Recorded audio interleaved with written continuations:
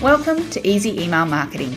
I'm your host, Yael Keown, mum, FIFO wife, MBA, coffee lover, survivor superfan, and creator of the email experience. In Easy Email Marketing, you'll benefit from my nearly 20 years experience, where I'll be teaching you all the tips, tricks, and insider info on how to create feel-good, non-spammy experiences for your subscribers. Let's get stuck in. Welcome back to Easy Email Marketing. I'm your host, Yael Keown, and today I'm talking about one of the not so sexy and fun topics of email marketing, and that is list hygiene and giving your email list a good clean on a regular basis. But just because it isn't fun doesn't mean it's not important. And I implore you to stick around and listen to this episode because it really is essential to your overall list health and your deliverability. So there are really three key reasons why I believe you need to clean your list on a regular basis. Number one is what I mentioned there, deliverability. If you're not familiar with that term, basically it means the odds of your emails hitting the recipient's inbox versus the spam folder. Obviously, no one wants to end up in spam. Now, there are a lot of factors that attribute to this, and I've done a whole separate episode on deliverability if you're interested. But one of the key ones is, your sender reputation and the activity and the signals that your recipients, that your subscribers give, Gmail, Apple Mail, Outlook, that tell them whether you are sending emails that people want to read. And obviously, one of the big signals is, are they opening? Are they clicking? What activity are they taking based on those emails? So if you are, for an extended period of time, sending emails to the same people who are not opening and not doing anything, this sends bad signals through to people like Gmail. And what can happen is very quickly overnight, all of a sudden you are going from inbox to spam because all of a sudden it's just gone, you've gone over some sort of threshold. You're sending these emails to people who aren't opening, and all of a sudden we're going to start doing this. And then when you get to that stage, you have to start doing a really big cleanup and a whole process to get back into the good books. And we want to avoid that. So we definitely need to clean up on a regular basis to ensure our emails get delivered. The second reason is just for good vibes. One of the things I hear all the time when it comes to email marketing is, I don't want to annoy people. I don't want to be sending emails, because it just adds to that online noise. So obviously, one of the best ways to not do that, to not be annoying, is to not be sending emails to people who aren't opening them, who just aren't interested. And people can be lazy and can't be bothered unsubscribing from things. I'm definitely like that sometimes. So sometimes it's just about taking it back into our control and going, you know what? I am going to let you go with love because I only want to be sending emails to people who want to hear from me. And the third reason is kind of out of left field, but I think it actually is really important because what I have found is as you go through this process, you can quickly identify any gaps in your email marketing. You might identify a group of subscribers who just weren't receiving any emails because there was some, quirky tech integration that you didn't set up properly. So going through this process hopefully doesn't reveal too much, but it's still sometimes can identify these things that you might be missing completely and some opportunities and where you could be possibly leaking sales and potential for more business growth. So that's three key reasons, and hopefully that has convinced you that it is something you should do on a regular basis. And the good news is once you have it done once, it should only take you about 20 minutes the next time. Hopefully, it only takes about that long the first time too. It is not that big a deal. It's just something to get on your to-do list. So now we have that out of the way. The next natural question is, of course, okay, how often should I be doing this? And my recommendation is somewhere between every 3 to 6 months. Personally, I like to do it tacked on to some other review activities. So for me, that's often after a launch when I do a more in-depth review of all my marketing numbers and specifically my email marketing performance. So not only how my launch went, but what people were doing before the launch to influence them whether they were going to buy or not buy. And so it's just a natural addition to go, okay, now I'm going to quickly spend an extra 5 minutes segmenting out those people who haven't opened in a long time. And it's a nice time to do it because it's post-sales activity and it just, is a nice, clean time to do it. For you, if you don't have a launch-based model or you don't do any big, heavy promotions, it could be just part of your standard quarterly review activities when you look at your marketing performance or when you are doing your planning. Another key factor you want to think about here is, that you do have a good number of emails that you have sent during that time. So I would go for a good round number of 10 to 12 emails because that gives you a good picture of what's happening. We've given your subscribers enough opportunity to open those emails. So at least 10 to 12 emails during the time period we are talking about. Of course, just because you do a cleanup every 3 to 6 months doesn't mean you define your unengaged subscribers for a longer period of time.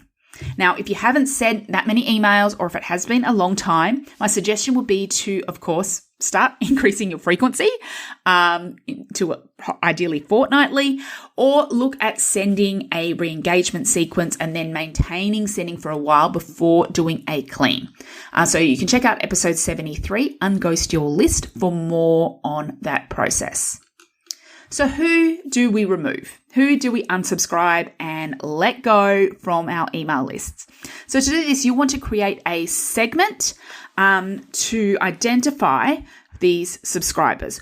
Or some email marketing software has options for identifying unengaged subscribers. They like to help generate this for you. They have their own definitions. So have a look at what your individual email marketing software does. It does differ.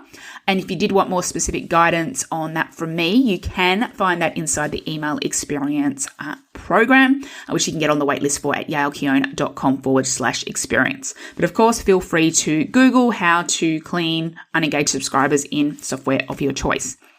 But typically, when you're looking at this, there is 2 criteria you want to use. So the first one is that they have not opened or clicked an email in X number of days.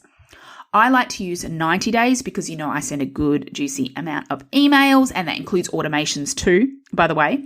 But this, again, is a judgment call based on how frequently you are emailing. So if you only email once a month, you would probably go, okay, I want to make sure there's been no clicks or opens in 365 days. You want to have it as a good period of time to judge that they haven't, missed out, that they've had enough opportunity to open emails. Then, like this, you also want to say they have been on your list for at least that same period of time. So they have not only been receiving emails, but of course they've been on it that length of time, because you don't want to be removing people who have only been on your list for 7 days and they might have had only one email chance to open. So you want to make sure you include that again. Of course, again, judgment call based on how often you have sent emails and how to do, and if you've got a great welcome series and that when they first sign up, they at least get a good number of emails, so you can make a fairly good judgment call there. So no opens or clicks in 90 days and been on your list for at least 90 days. So once you've identified this segment, you then have 2 choices. The first one is just to say bye and let them go with love, unsubscribe them, and trust that they will, come back if they want to come back. And secondly, you could send a last chance email or series of emails. So something like, hey, I'm about to, something that's got a really engaging subject line, like hi and their name. And and then within the email saying, hey, I've noticed you haven't been opening my emails. Did you want to stick around? Click here if you do, or reply if you do. To be honest, I like to keep things easy and to stick with option 1, because I'm kind of the vibe, if they haven't opened any previous emails, why would they open this last chance one? But if you are nervous that, your numbers might not be accurate, then this could be something that you can send just to get that better peace of mind. Alternatively, something I do like to do is think about sending some great engagement, getting emails before going through this process. So, sending a couple of emails about, my most asked about topics, some of those really juicy things that people always want to know about. And especially I recommend including an email that encourages clicks. And I'll talk about more about that why in a moment. But if you want to think about different ways of sending emails that are more engaging, that are focused on just getting people to interact, then make sure to check out episode 17. So one final note before we wrap up is that on the Apple privacy protection rules. They've been around for a little while. And overall, we're finding that this is artificially inflating open rates, somewhere between 5 and 15%, depending on your business and depending on how many of your subscribers use Apple Mail. So this is because with the Apple privacy laws, basically it just says everyone opens all emails, and that's what's reporting back to your software. Most software includes an option to exclude these opens from your segments or your data, but that means you could be removing legitimate opens too. So this is why clicks is really your best metric to use. And that's why I love to encourage clicks as much as possible in emails. But of course, we don't want to be removing people who are opening but not clicking, because there are plenty of people that are probably still doing that. So it's just something you need to keep in mind. It's unfortunately not something we can 100% work around and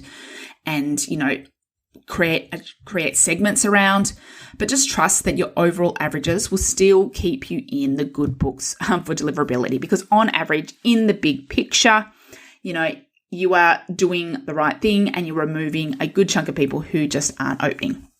So that's it. That's the simple process for cleaning up your list, but something, you need to be doing on a regular basis. And if you haven't done it for a while, this is your reminder. And hey, if you remove enough people, maybe that means you can downgrade your plan, or you've got more space in your plan for growth because you don't have to worry about hitting a price ceiling on your plan as well. So that's another fantastic reason. As I mentioned, if you want more support with this or anything to do with your email marketing, then the email experience is the perfect place for you. Inside, you get all the training on strategy and tech that you need to implement impactful and converting email marketing, plus amazing support through coaching calls, tech checks, copy critiques, and more, so that you can actually apply what you learn to your business.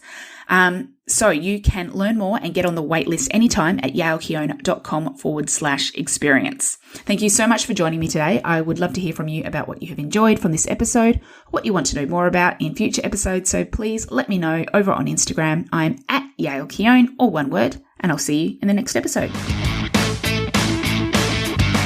Thank you for listening to Easy Email Marketing. It's an absolute honor that you chose to listen. If you love this episode, then it would mean the world to me if you could leave a review so that others can find this podcast and make their email marketing easy too. Finally, make sure to subscribe so that you don't miss a thing. Until next time, have an awesome day and make sure to keep showing up and serving in those inboxes.